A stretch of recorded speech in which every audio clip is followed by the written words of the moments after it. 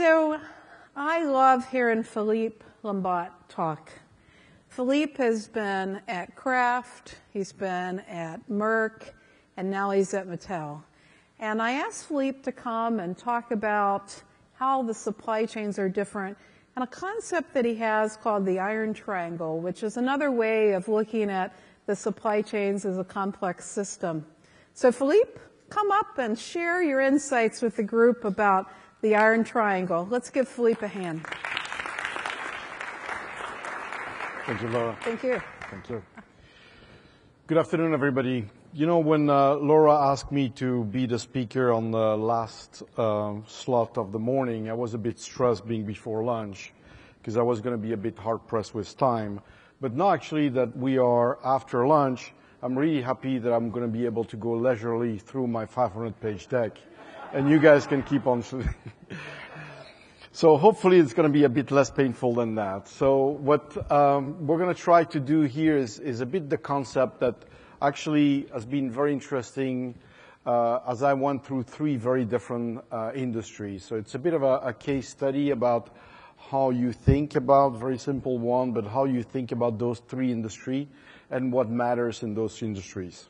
And what does it do to drive the metrics? We talked a lot today about the supply chain index, and really a lot has been said today, so I'll try to really fill in the blanks in terms of my experience here with those three companies, and hopefully you'll see how it all comes together. So really I'll go back to the triangle definition, which is all about trade-off. It's all about the fact that you cannot do one thing. We talked about silo. You cannot do one thing at the expense of another. So I'll go through what the triangle is. And I'll go through the three example, which is really a consumer good example with Kraft Foods. Now, Kraft Food is a $50 billion company, or used to be a $50 billion company until 2011, at which point now you have a Kraft Food Group, which is essentially North America, and you have a company called Mondelez, which is effectively focused on snacks in international. Merck, also called MSD in international, is also a $55 billion company now, which essentially has a lot of very important therapeutic area.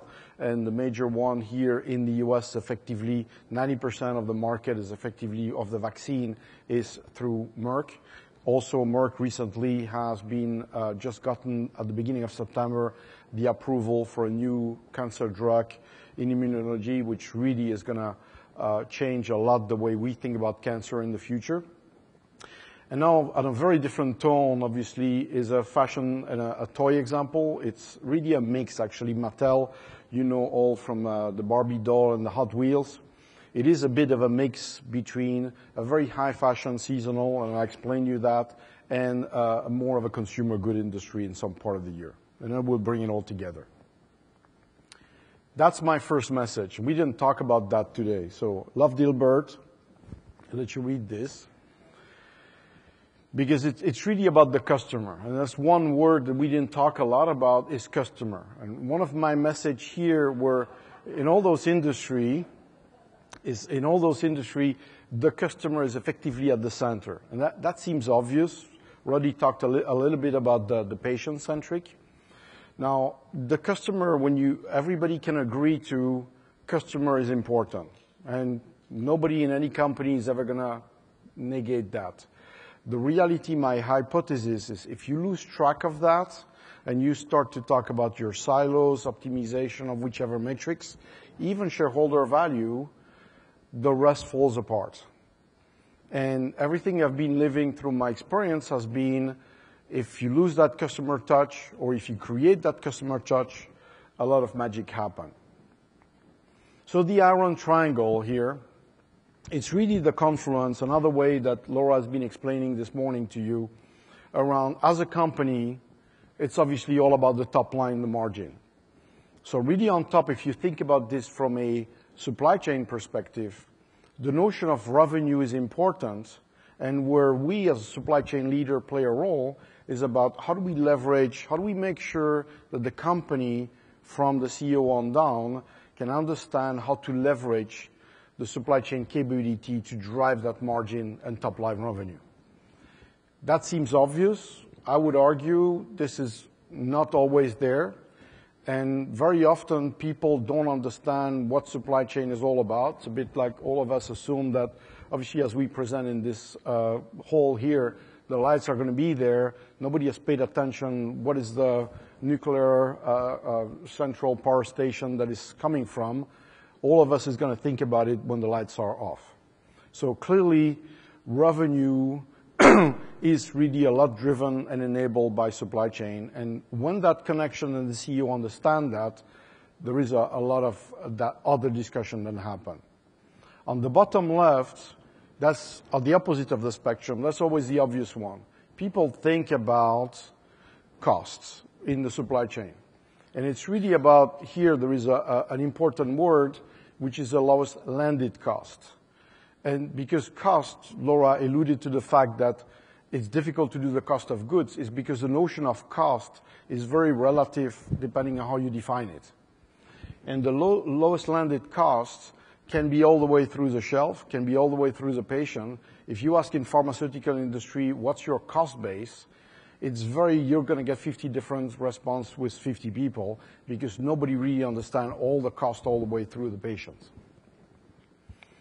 However, cost might not be always important, and I'll explain you that.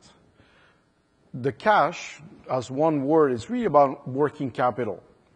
And it's really about both capital expenditure. We talked about putting investment in bricks and mortar, and some of that is sometimes very important for a company to create a competitive advantage.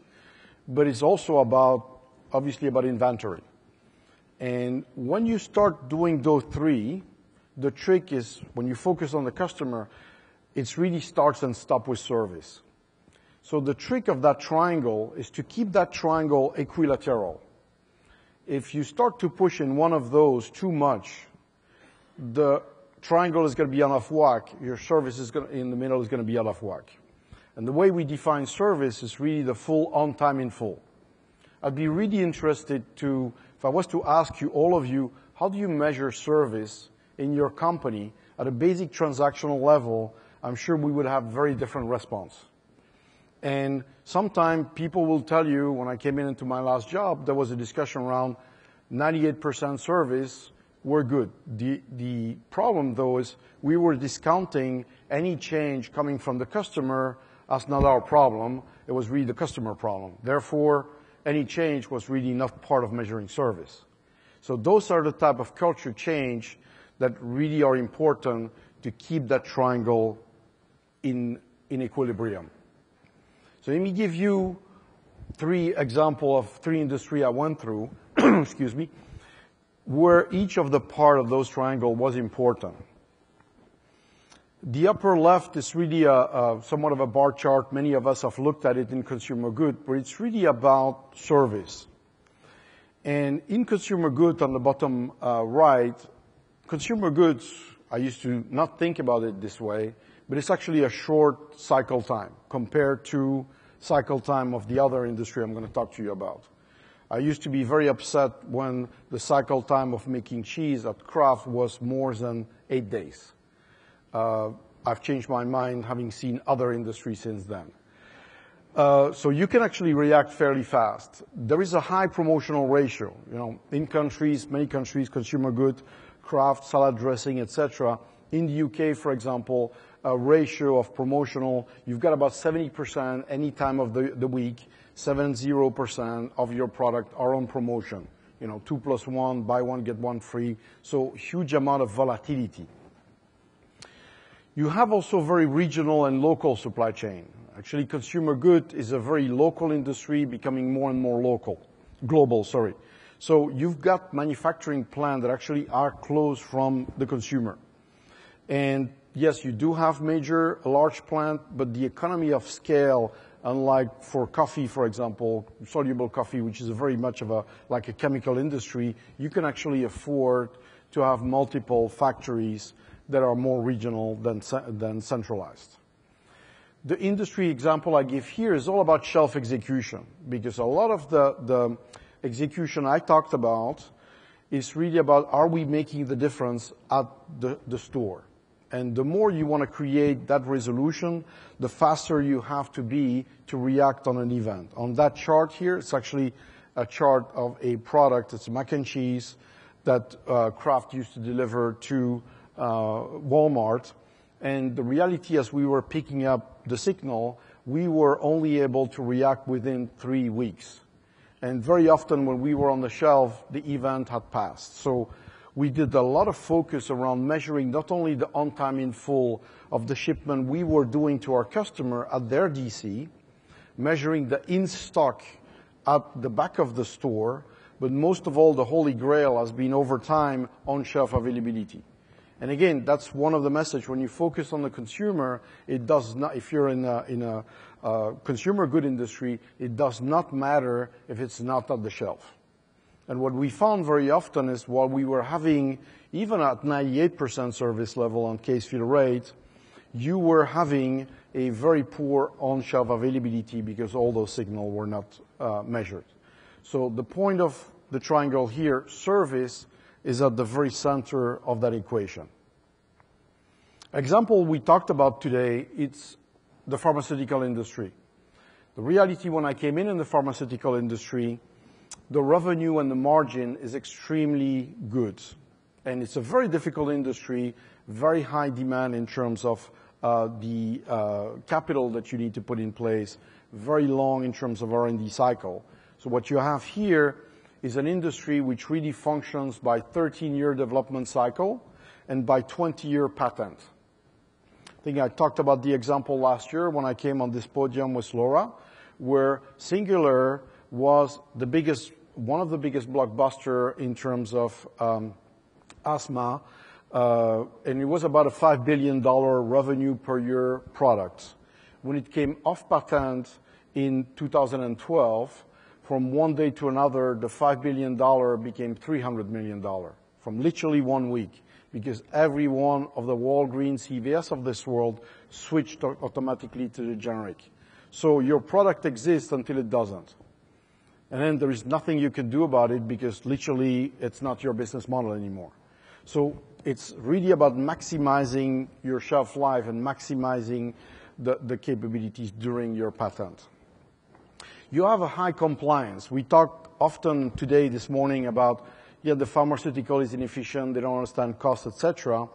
There is a huge regulatory risk that the pharmaceutical industry has to be faced with. And I don't know if everybody who's not been in that healthcare industry understands fully, because frankly, it's been a very interesting learning for me, because everything, when you change a specification, when you go from the line on the left to the line on the right, everything that you change in your product has to be approved by the regulatory organization in the country where you sell that product.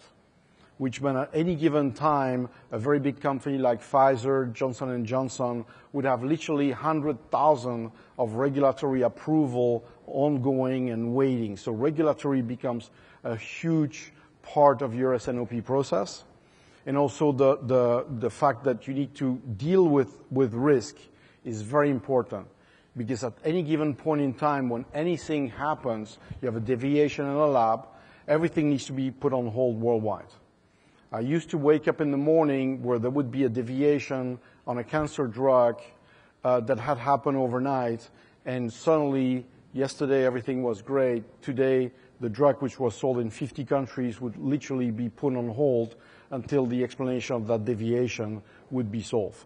That's not something any other industry face to that extent on a global level. So high-end complex technology, we talk about finished goods here. We do have a lot of finished goods. If you look at on the left, it's not only because of the slowness of the process, but the reality here, this is only the finished goods, compare food with drugs in average. The reality is you do need a lot of buffer because the supply chain are, again, last bullet point, enormously long. Not only are they long because there is a high cycle for the development of the products, but they're also very long because each of the part very often of the process is very high technology. And when you think about vaccine, for example, it's even worse. Those are living organisms, as you know. So literally, you start cultivating the cell 3 years before you actually put them on vials. So when you start comparing the working capital of a vaccine manufacturers like GSK or Merck or Sanofi compared to somebody making pure pills, etc., you're actually talking about very different supply chain and needs. Having said that, all of those characteristics are dwarfed by the fact that it's a lot about how do we maximize revenue on what is an enormous investment. And what that means is actually, from a supply chain point of view, you have to make sure that the product obviously is always in the hand of of your customer, but because you have a lot of product, you have multiple point of risk management, you have dual backup for your supply chain, you effectively end up protecting the patient and protecting your revenue by having a very redundant supply chain. And that's where, as a supply chain professional, you may say, I've got a lot of cost, I should be leaner. Certainly the pharmaceutical industry, like every industry, has room for improvement, but I think one needs to understand the constraint that industry is under to understand how some of those supply chains are configured. My last example, it's really about the fashion industry. And there, it's really what I learned, it's really about the inventory this time. Not that it's not important elsewhere, but the notion of inventory dwarf a lot of the other components in the P&L. Why? Because of seasonality. Seasonality is such that, I talked to you about fashion, a new doll, a new product, a new toy is very often only living for 1 year. After that, everyone goes to the next thing. So if I look at the last top 10 toys of the last 10 years in the US, 7 to 8 of those toys are new every year. There is never any one toy that is going to be there for many, many years. So what that means is what you have in an industry which has a huge seasonality, we talk about the big 6 because it's all about 6 weeks. So those 6 weeks are the one where literally the toy industry is going to make or break the year. And it's basically between Thanksgiving all the way to New Year. You have to place bets because we talk about a supply chain leader about forecasting. Forecasting is great, but when you talk about the movie, and it's very comparable to that, a lot of the toy industry now is very much linked to merchandising in the entertainment industry. So one of the biggest challenges we've had this year at Mattel is actually being the explosive sales of all the Frozen doll. Some of you might have seen the movie through your children. If you don't, I think you should. It's still fun. The Frozen movie has actually generated a huge, much broader than what was originally thought, a huge follow-up. And as you know, it's actually become the biggest animated movie of all time. And what that means is when the movie came out, basically in the US around Thanksgiving last year, the assumption, the forecast was this was going to be a movie like any other princess movie, Disney, etc. What we didn't realize is very fast, it developed extremely fast, so we had to play catch-up all the way through this year, and the bet that we had put were effectively too low. Since then, we've enormously recovered, and it's been a huge raving success for Mattel. But at the same time, on the opposite, sometimes you place bet with merchandiser at the output of a movie, and that movie doesn't do well. And therefore, you have to go back and unravel that supply chain. I talked about the third piece, which makes really explain why inventory is so important, is because once it's a bit like being in the card business and having to sell a Valentine's card on the 15th of February. You're not going to have so much attraction, or a Christmas card after the 26th of December. Well, that's what it is. So when your season is over, you basically have to go in a very important mode and really manage your margin and the price of your product, which means your P&L is going to heavily be dependent on how much you have left of inventory. That's why in the thinking, the combination of placing bets, long supply chain, because most of the supply chain is actually coming from Mexico or China, long supply chain and that notion of inventory makes it that corner of the triangle is actually one of the most important. And on the left, I show you what it does to manufacturing, you really have an enormous peak, which is actually right now, and then you are preparing for the season so that all the product of the quarter 4 are already in the store.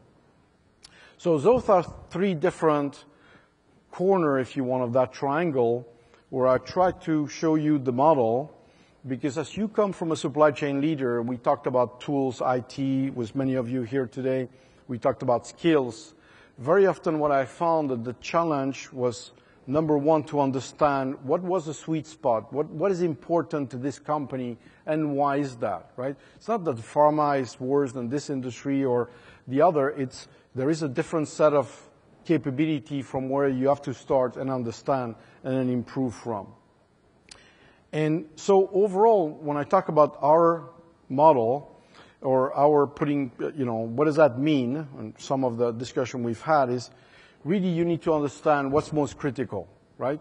And I would argue if nobody cares from a supply chain point of view about you bringing the bacon in terms of revenue, you are, as a supply chain leader, in the risk of becoming irrelevant. That you need to have that discussion in all the 3 corners.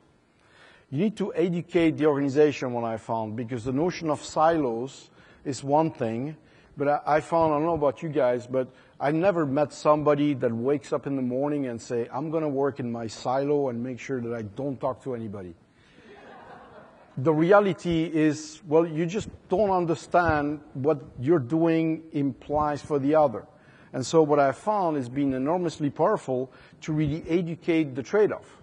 So what you do here in manufacturing is going to imply an effect of sales and vice versa. How do we become more deliberate about those trade-offs? And the example I often give is service versus costs, right? I had a case in one of my company where people were very proud to come because they had a very inexpensive full truck being delivered to our customer on a Tuesday. The problem was that the truck was to be delivering from a promotion which had happened over the previous weekend, on the Saturday. Great savings, but we had saved $1,000, but we had lost $25,000 of incremental revenue. Trade-off, nobody explained that because they often don't appear on the same page. Now, the third piece is a bit of a principle, which goes back to Laura. Why are we going back all the time? And what I found, and that's the most difficult one, is how can you, a bit in the notion of lean, for those who are involved in lean, as you do continuous improvement, and you go up on a hill, you don't always go up all the time, but you make sure you never go back. And so the notion of how can I improve without going back is critical, because very often I found that we go too far in cost savings. And we talk about, Laura talked about buffer.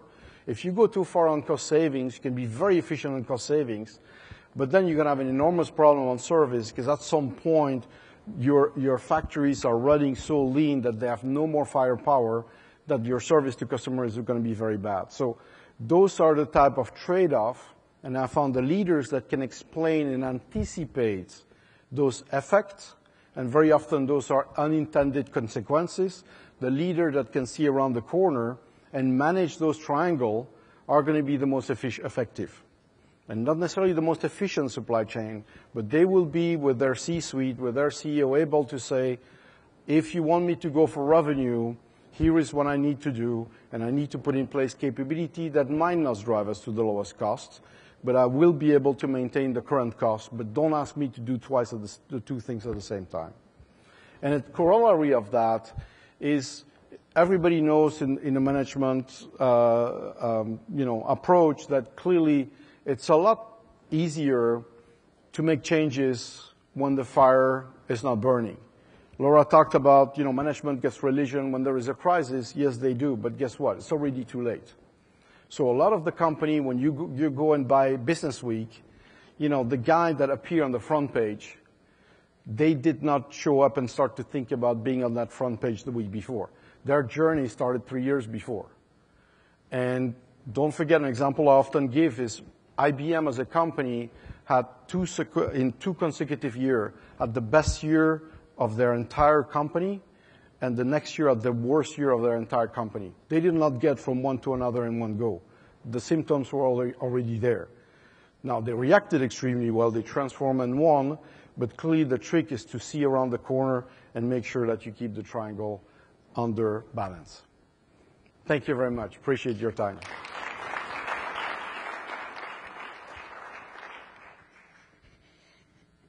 So, Philippe, we have a question for folks. Let's see what the responses are. So when you think about your iron triangle, are you more focused on cost, on inventory, on service, or are you balanced across all three? What do you think we'll have here? I think probably A would be an answer. You think A would be? Play Family Feud with me here? We haven't planned this. Yeah. So let's you take your time. And, you know, Philippe, one of the things is really getting leadership understanding of this, right? You know, this is tough stuff, right? And I was talking to somebody at break who's like, how do I get my CFO to think about this more end to end, right? Because he took the index, he took it to his CFO, and his CFO said, but this is nothing about supply chain, right? Just go back into your function. Mm-hmm. And how do you get the CFO and the leadership team more engaged? Well, it's like every group, it's about what's in it for you, right? So you need to understand at the given moment what in that CFO's mind. In some case, I gave an example before at Kraft where Kraft bought a company which was worth $15 billion, and the CFO gave us a target to improve inventory position by $1 billion. At the time, everybody thought there was a very big, hairy, audacious goal. The idea was to be able to buy the company without changing the credit rating of Kraft, which did happen. So sometimes it is about having that hearing and listening, right? So very often we think about ourselves as supply chain as experts, and we are, but you have to be good at listening.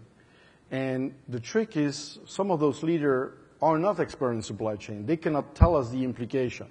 So I think it goes both ways. We have to listen what the message is and translate that into implication. And I found that if you're able to make that bridge, then you will have full management support. Okay, let's see what the answer is. I love that answer, by the way. That's a great answer. I think a lot of listening, right? We tend to talk our wonk, wonk, wonk language, you know, that doesn't go over so well. Okay, let's see where our answer is here, if we've got a response on this question. I don't think we're going to have many balanced ones. What do you think? Well, then I'd like to speak to those people. Maybe Bob wants to showcase them, yeah? So we'll see what this looks like here. Yeah. So, you know, service, I think, can be a unifying thing, though, Philippe. You know, as we think about service, we can get everybody on board with service, right? Well, you think it would be that easy, right? But very often service, a paradigm in some people, is the absence of service means our product are in very high demand. Mm-hmm. And so the paradigm from a sales point of view, and it might be true we talked about the electronic industry, if you tell to the people, you basically launch the product, you know, we just had a launch or coming up with iPhone. You want to stop that or? No, go ahead. So we just had a launch with the iPhone 6. iPhone is never going to say, we have more than enough, don't worry. They want us to queue up at the output of the store. So it's literally you're starting the market in a needed fashion. However, I have my very strong doubt that Apple hasn't planned how they were by stages going to be able to improve the supply. So this way, it's actually a planned lack of service. I would argue many industry around and many commercial people sometimes confuse the lack of service by a demand, when in fact, I would assume service is actually the top of the iceberg of poor execution across the value chain. Yeah, and so we see a very cost-based focus in the group right now, yeah? About 18% think they're balanced. So what do you think? Was that what you would have thought if you had been Carmack, you know? No, I think it's pretty much realistic compared to where we are. It all depends also, obviously, I'm sure in 2008 with the crisis, we would have even more costs. Absolutely. Right? Yeah. So when you try to improve your balance sheet, to improve your cash flow position, you know, in times of growth, you probably have more of it. The trick, as I said, is how do we make sure that service is actually in the middle of that triangle because it's an enabler to have the right discussion for all the rest. And it has worked in the past, but it's not always an easy journey. No, it isn't. Thank you so much, Thank you Philippe. very much. I appreciate it. Thank you. Now we're going to switch gears and we're going to go to a different industry. And Mike McNamara, CEO of Flextronics, is going to talk about supply chain and the contract manufacturing journey and how we're doing and what his insights are and where we're going moving forward. So around supplier development, the